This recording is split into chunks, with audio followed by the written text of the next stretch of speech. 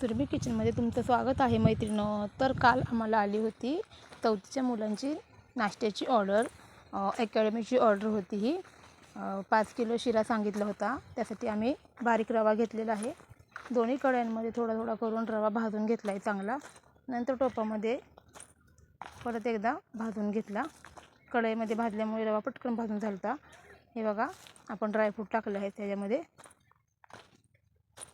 रवा चांगला भाजून झाला की आपला शिराही सुटसुटीत होतो, चांगला चिकट होत नाही. मनुके टाकले, थोडासा कलर टाकला आपण, येलो कलर. वेलची पावडर टाकलेली आहे थोडीशी. हे बघा, रवा आपण चांगलाच भाजून घ्यायचा. आम्ही 3 वेळा दिला आहे शिरा बनवून अकॅडमीला. ही 3री वेळ आहे आमची. आवडतं त्यांना. पाणी गरम करून ठेवलं होतं चांगलं. थोडं थोडं करून पाणी टाकायचं.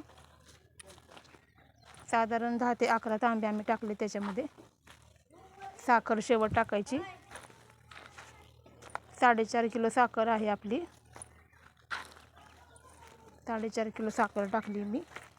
5 किलो शिरेला 4.5 किलो साखर बरोबर आहे प्रमाण.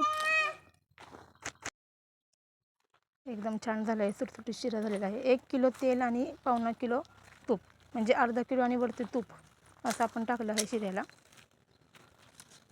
हे बघा, बघितलं तुम्ही. शेवट एकदा परत थोडीशी वेलची पावडर, तुटी फुटी आपली टाकायची आहे.